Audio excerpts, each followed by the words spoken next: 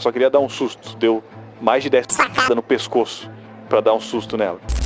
Na nova geração, né, tá sendo um pouco mais difícil de ter uma perspectiva, né, de ganhar muito dinheiro, de ter um bom trabalho e tudo mais. Sempre me perguntam qual o pior país que eu já passei. Se for para colocar agora no topo da lista, eu colocaria aí Japão e Coreia do Sul. Bom, isso aqui é minha opinião. É muito difícil pra gente conseguir ter um olhar que não seja enviesado dentro da nossa própria cultura.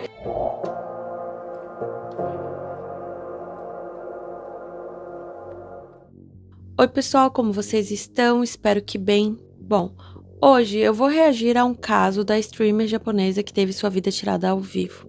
Nós também vamos falar sobre cultura japonesa, sobre educação e sobre a repercussão desse crime também.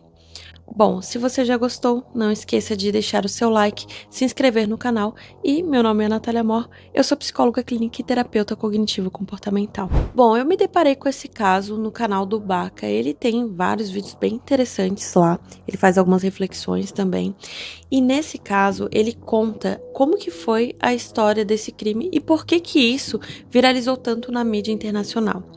Primeiramente, o Japão tem passado por uma certa onda de nacionalismo. Os japoneses têm recebido muitos turistas lá e há uma grande reclamação de que há muitos turistas que vão fazer um certo tipo de baderna. É esse choque cultural entre o Ocidente e o Oriente, né? A gente vai falar um pouquinho mais à frente sobre a cultura e a gente vai entender um pouquinho disso também. Mas ele até cita alguns casos famosos, né, de alguns streamers que foram pra lá fazer alguns tipos de polêmica, fazer perguntas, assim, sobre Nagasaki, Hiroshima, enfim, né. E aí ele fala que, inicialmente, quando teve essa questão desse caso, se achava que podia ser uma streamer estrangeira e que aí um japonês tinha feito isso, mas na verdade não. Ela era uma streamer bem jovem, né? Infelizmente, ela tinha 22 anos apenas. E ela estava fazendo um percurso de uma linha bem conhecida lá de trem de Tóquio, né? Ela estava fazendo esse percurso a pé. E a pessoa que cometeu esse ato contra ela estava acompanhando online isso, né? E aí foi seguindo. Na verdade, ele é um homem de 42 anos e ele fez uma viagem de trem de 1 hora para chegar nesse local, né? E aí foi acompanhando ela ali na live, né? E foi seguindo os passos dela. Segundo ele, a motivação para ele cometer esse crime foi porque ela devia dinheiro a ele, né? Quando ela estava iniciando ali, né? Ela pediu um dinheiro emprestado e ele achou que ia ser reembolsado, colocou na justiça, não esperou e decidiu cometer esse crime, né? Mas tem algo nesse vídeo do Baca que ele fala que eu achei extremamente interessante. E eu quero assistir aqui com vocês esse trechinho. Não, não queria matar, só queria dar um susto. Deu mais de 10 facadas no pescoço pra dar um susto nela. E aí, né, uma coisa que também é comum aqui no Japão, né, quando acontecem esses crimes aqui no Japão, é uma característica comum e que é, assim, muito fora do normal pra gente de outros países, né? Todo mundo acha isso um absurdo, assim, porque o cara, ele mata a mina e depois ficou lá, né?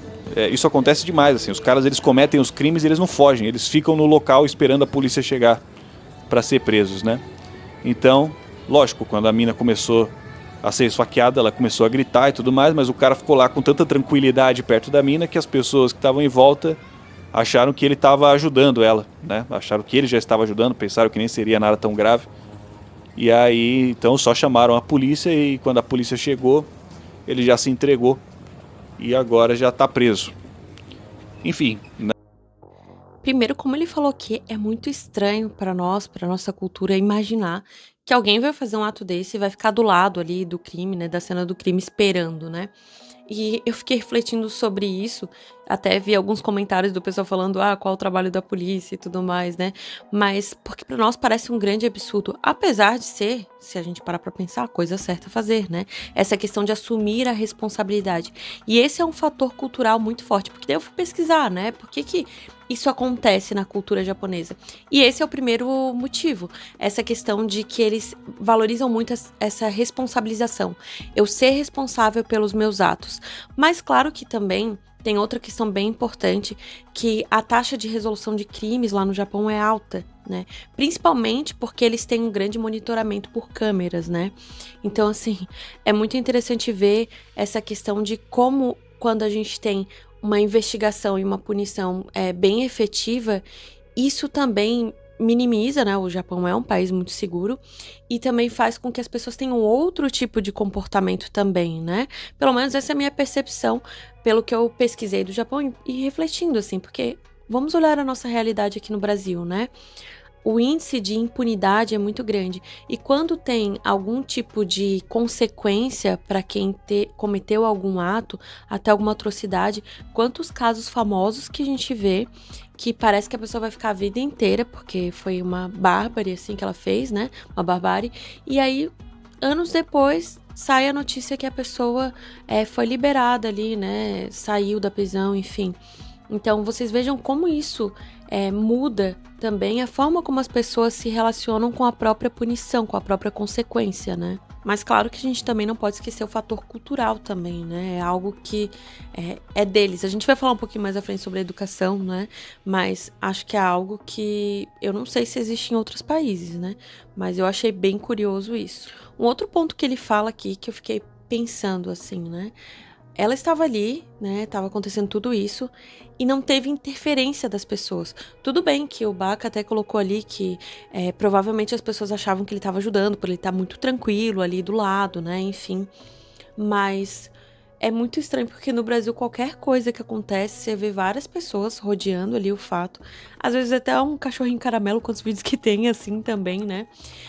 De coisas que acontecem na rua, mas geralmente as pessoas intervêm. Algumas até têm consequências, mesmo não tendo nada a ver com aquele fato inicialmente, né?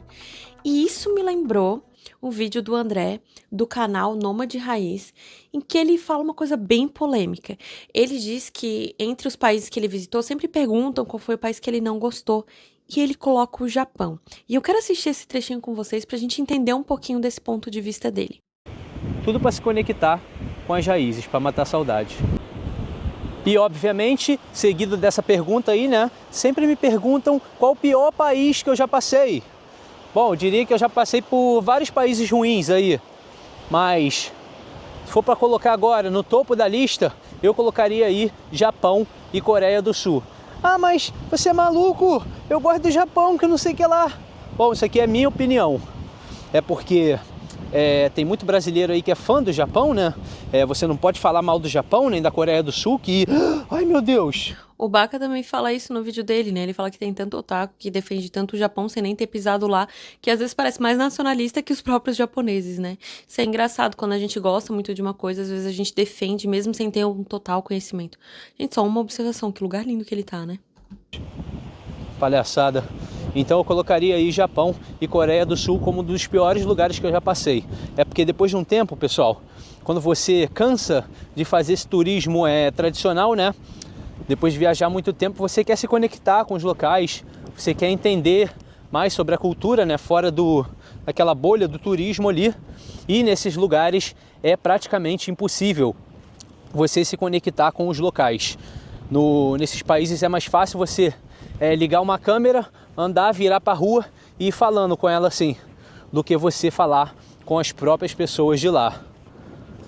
Sei que você vai pensar que eu tô maluco, mas não tô não, juro.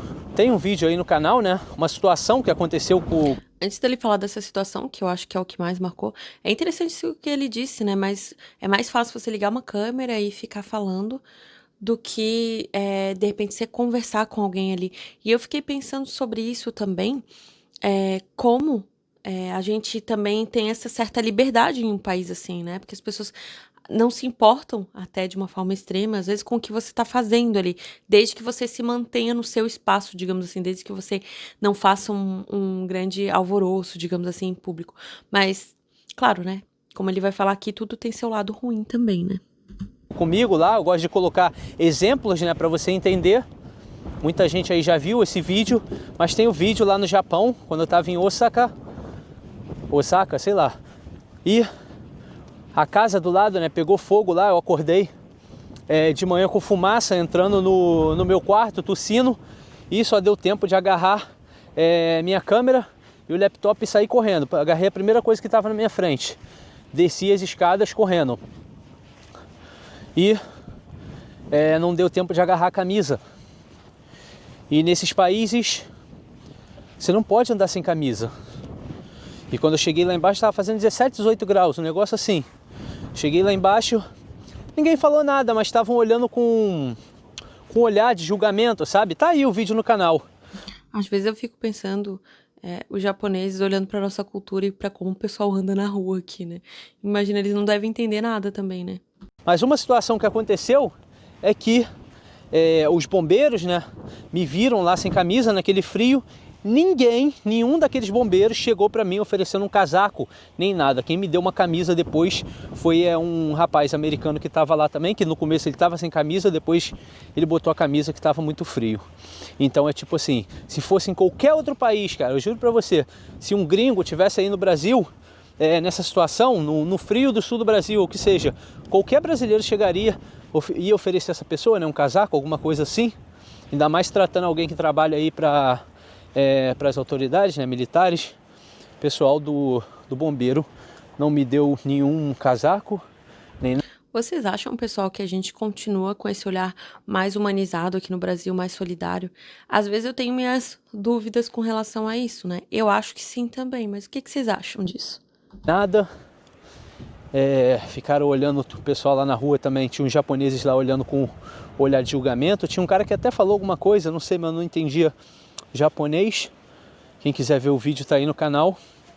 E nesses países eles têm leis que te ensinam a ser uma pessoa desumana. Se uma pessoa cai na rua, por exemplo, um idoso cai na rua, você não pode ajudar essa pessoa. E por aí vai. Sei que você deve ser fã do Japão, mas essa aqui é a minha opinião. Mas eles são educados. São educados, mas pelo que eu percebi ali, até a educação ela é meio forçada, é uma coisa muito robótica. Quando eu passei ali, eu fiquei quase um mês lá, né? Eu percebi que as pessoas são muito robóticas. Parecia que eu estava rodeado de robô ali o tempo todo, sabe? E você brasileiro que mora aí no Japão e gosta, né, fanboy do Japão aí, sei lá, saiba que você está indo contra a sua natureza. Aqui ele começa a falar sobre isso, né? Sobre essa dificuldade deles de se relacionarem, né? E é muito interessante porque é muito polêmico isso, né? Em geral, as pessoas costumam gostar desses países, né, mais desenvolvidos, orientais, que têm uma cultura diferente. Nos chama muito a atenção mesmo, né? E aí eu fiquei pensando sobre essa questão da educação. De onde vem isso, né? Porque, assim, olha a diferença que é um americano que ofereceu a camisa para ele, né? Que é mais parecido com a gente em certo ponto aqui das Américas, né? E por que será que as pessoas, ao mesmo tempo que olhavam julgando, não ajudaram, né? E assim, apesar de nós consumirmos conteúdos, né, principalmente os animes, né, as séries que vêm do Japão, apesar disso, é muito difícil pra gente conseguir ter um olhar que não seja enviesado dentro da nossa própria cultura. Porque para que você conheça uma cultura, você entenda, você tem que estar imerso nela, né? E assim, tem que se despir de várias verdades, digamos assim, que são da sua própria cultura, da sua própria realidade, né? Então, assim, a gente nunca vai conseguir entender totalmente, né? Principalmente nós aqui, por exemplo, do Sul, principalmente aqui Santa Catarina, né, que é o estado, nós não temos muito contato com a cultura japonesa, diferente, por exemplo, de São Paulo, né, Paraná também, que tem muito mais essa cultura, né, dos imigrantes, né, dos descendentes de japoneses. Mas mesmo assim, ainda é muito diferente de você viver no Japão. Então, por que eu tô dizendo isso? Porque quando a gente olha de fora, a gente pode ter essa percepção, né, o que para eles é muito natural. Eu estava lendo um artigo sobre isso e como eles gostam, por exemplo, de manuais. E tinha um empresário falando sobre a empresa dele que ele desenvolveu vários manuais para o mundo corporativo, para como se comportar, o que fazer. É como se eles tivessem essa necessidade de criar uma norma geral. E eles falavam sobre isso, né? Sobre como eles valorizam a escrita desde sempre na história deles, né? Claro que tinha a questão da oralidade também, mas como isso é valorizado. E aí a gente entra num ponto de educação mesmo, né? Que fala que as crianças desde cedo são incentivadas a manter uma face pública, né, e os seus sentimentos mais privados, mais contidos, né? Outro ponto da cultura também é essa questão de suportar sem reclamar, né? Porque se você fica reclamando, se você não consegue suportar algumas coisas, isso é um sinal de fraqueza. Então você vê que são pontos muito inflexíveis da própria cultura, né? E aí a gente pode pensar, ok, eles têm um nível de autocontrole, né? Eles conseguem reter as suas emoções. Porém, quando você vai pesquisar, dentre os países desenvolvidos, o Japão é o segundo com maior número de pessoas que tiram a sua própria vida, né? O primeiro país é a Coreia do Sul. Então, você começa a olhar para isso e pensar, ok, o que está acontecendo, né? Será que realmente esse afastamento social, esse cada um muito no seu espaço, né? Esse respeitar tanto o espaço do outro e respeitar esse ambiente público, porque para eles, quando uma pessoa tem reações muito fortes, né? Demonstra emoções muito fortes em público, isso é até considerado uma falta de educação. Então, essa nossa expressividade, essa nossa espontaneidade, esse jeitinho brasileiro, nossa, provavelmente é considerado uma falta de educação enorme lá. E, claro, tudo tem seus pontos positivos e negativos, né? Se a gente parar para pensar na nossa cultura, tem várias coisas, até essas intromissões, às vezes, esse expressar demais, às vezes é um pouco prejudicial para as relações. Mas também por outro lado, esse segurar demais pode fazer com que as pessoas tenham dificuldade de lidar com as próprias emoções e fiquem muito sozinhas também, né? E nisso a gente vai voltar agora pro vídeo do Baka, que ele fala exatamente sobre isso. Como estão as relações, né? As pessoas estão se relacionando lá no Japão e como que é essa questão da solidão também. Na nova geração, né, tá sendo um pouco mais difícil de ter uma perspectiva, né, de ganhar muito dinheiro, de ter um bom trabalho e tudo mais. Então vem se tornando muito comum isso, né? A gente já falou em outros vídeos das meninas mais jovens se aproveitando também dessa questão da solidão, né? O Japão é um país muito... tem toda essa questão da falta de comunicação, né? Dificuldade de relacionamentos, que acarreta, inclusive, em baixa taxa de natalidade e tudo mais, né? Então, muitas vezes as meninas, elas apelam ali para os caras mais velhos, né? Muitas vezes senhores ali, que enfim, tem dinheiro para gastar, às vezes são casados também, né? Aqui ele vai entrar nessas questões, mas eu não vejo o mundo ocidental de uma forma muito diferente, né? A gente vê tantas coisas que estão acontecendo. Mas eu queria trazer esse ponto que ele fala da questão da natalidade, de como essa dificuldade de se relacionar tem até dificultado a questão econômica do país também, né? A gente tem visto isso, né? Essa preocupação do Japão com a baixa natalidade. E aí eu fiquei pensando sobre essa questão da solidão e me lembrei de um vídeo muito bom que tem de um japonês, que o título foi feito pela BBC e o título é O Japonês que é Pago para Não Fazer Nada. É muito interessante como ele se relaciona com essa questão de não fazer nada e a produtividade e como ele lida com a solidão das pessoas. Porque vocês vão ver no vídeo, né? Ele oferece um serviço de acompanhar as pessoas quando elas precisam, né? もともと自分は周りからお前だけ何もしてないよってよく言われてきたんですね。自分もなんか何もしない人何もしない自分を貸し出したら面白いことになるんじゃないかっていうふうに思って始めました。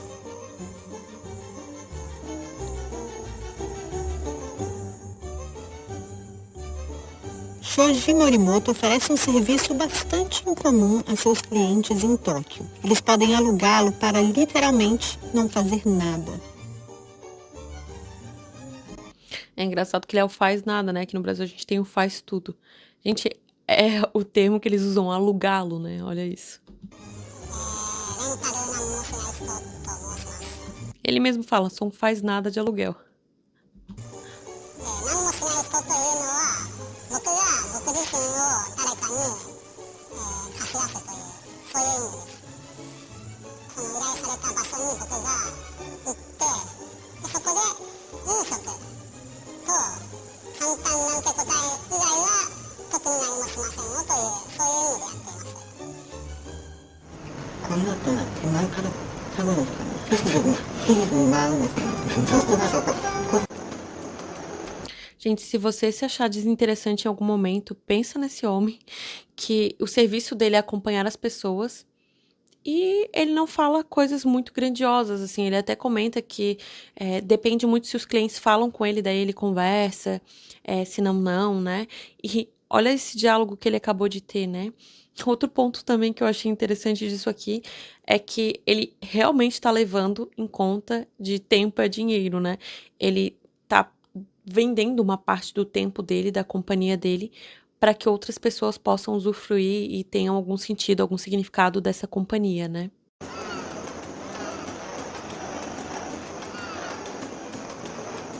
依頼者の方が自分から喋らない限りは聞くことはないです。自分から知りたいとかって思ったらいいですね。いや、全然知りたくない。依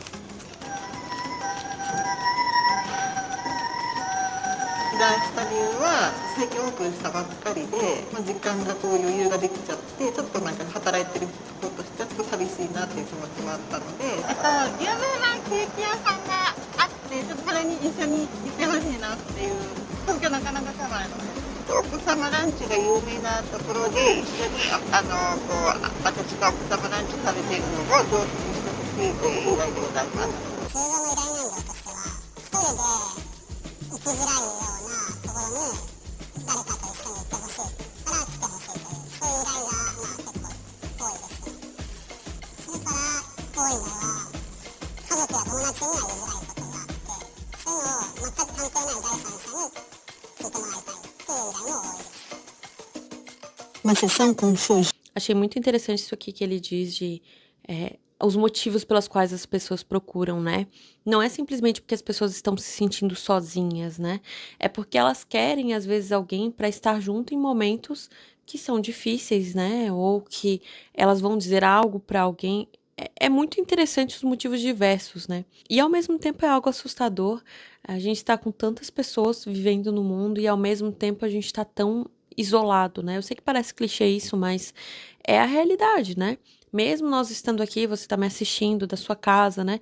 Tá formando essa conexão, a gente tá conversando aqui, mas ao mesmo tempo a gente tá sozinho, né? E claro, ele fala aqui que não é só... As pessoas dão os motivos, não é só por solidão, né? Mas é interessante ver como as pessoas escolhem a companhia dele para coisas que a gente nem imaginaria, né? Como isso que a gente vai assistir agora. 今日自分の誕生日で以前から行ってみたかった江ノ島に一緒にご同行いただきました。やっぱり一人だと心細いっていうのと、普段肌が弱くて日差しに弱いので、それで友達に気を使わせてしまったりだとかっていうのも嫌なんで、レンタルさんだったら結構自分勝手に動くこともできるかなと思って依頼させていただきました。 O que eu acho interessante que esse vídeo traz é que nem sempre as pessoas não têm amigos, elas estão contratando porque não tem ninguém. Nesse caso, ela não queria preocupar os amigos por conta da pele dela e não queria ter que lidar com esses sentimentos. Olha que interessante. A pessoa prefere passar o aniversário com um estranho para não ter que lidar com algumas coisas. Entendem quando eu falo sobre essa questão da rigidez, da inflexibilidade? É isso, né? E é algo natural, parece que é levado com uma naturalidade, assim, né? Eu não quero que as pessoas se preocupem, ou eu não quero ocupar o tempo das pessoas, né? Tem uma senhora que fala, ela leva ele no restaurante, porque ela teria que combinar horários, dar certo com o horário de todo mundo, então existe um certo individualismo nisso, né? Mesmo que as pessoas convivam em grupo, mesmo que elas tenham amigos, para algumas coisas elas preferem fazer do jeito delas e ter alguém ali, só para elas não estarem sozinhas, como é o caso dessa menina que não queria passar o aniversário sozinha, né? Mas por mais que esse japonês ele diga que não quer saber da vida das pessoas, que ele não tem muito interesse, né? Ele se mostra até de uma forma meio displicente no início, você percebe que não tem como você começar a conviver com as pessoas, né, em momentos que são importantes para elas, né, e que elas também resolvem se abrir, né, contar algumas coisas da vida delas sem que isso te transforme de alguma forma. E aí é essa conclusão que ele traz com relação ao trabalho dele, né?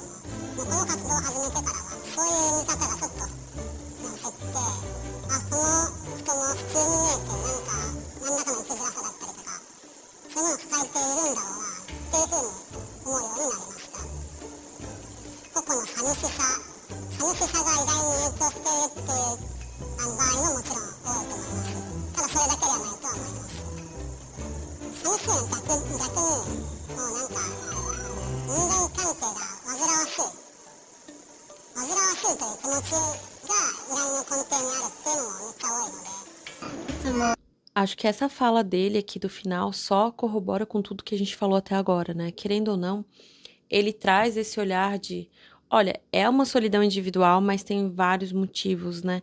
E tem essa questão de como se relacionar. E eu achei, quando ele fala assim que eu andava na rua e eu achava que as pessoas estavam ali, estava todo mundo bem. Mas de repente, quando ele começa a se aproximar das pessoas e se relacionar com elas, mesmo que seja uma coisa temporária, ele começa a ver que todo mundo tem algum tipo de problema, né? Todo mundo tem as suas questões. E eu acho que tudo isso que a gente falou até agora, tudo isso que a gente está conversando aqui, é importante que você veja isso, né? Olhe para essa questão da seguinte forma: às vezes eu acho, quando eu olho só para minha própria vida, eu tenho uma certa limitação da experiência, né, daquilo que eu consigo ter de percepção. Então, eu olho para minha realidade e eu só consigo ver as coisas sendo feitas da mesma forma. Quando eu quero mudar alguma coisa, eu preciso ter esse olhar de estranhamento, como se eu fosse uma terceira pessoa, né, olhando as situações. Eu olho para as coisas da forma que eu faço e questiono: é só assim que eu posso fazer isso? Será que há outra forma? E quanto mais a gente vai conhecendo de outras culturas, independente de, isso é mais saudável, isso é menos saudável, essa cultura aqui tem qualidade de vida, essa não, mas quando a gente começa a olhar sem muito julgamento, mas observar como as pessoas vivem e como a cultura influencia isso, a gente começa a olhar para o ser humano de outra forma também, entendem?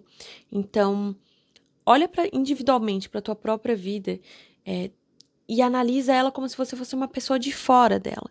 É claro que vai ter o viés, né? Porque você vai ter a experiência da sua própria vida e da sua própria mente, mas olha isso e começa a pensar, ok, né, tem outro jeito, como eu falei, né? E no próximo vídeo do canal a gente vai trabalhar exatamente isso. Como a nossa mente pode nos destruir ou como a nossa mente pode ser uma poderosa aliada para que a gente possa viver a vida que a gente escolher viver, que a gente quer viver, né? A nossa melhor versão. Então, eu espero vocês no próximo vídeo. Comentem aqui embaixo o que vocês acharam de todos esses vídeos diferentes sobre o Japão. Também, se vocês tiverem sugestões de outras culturas, outros vídeos, outras coisas interessantes, né, que a gente possa conversar aqui no canal, não deixem de comentar. E compartilhem esse vídeo também com alguém que vai aproveitar o conteúdo. E deixe o seu like para o algoritmo entender que esse conteúdo é relevante. Eu vejo vocês no próximo vídeo e até mais!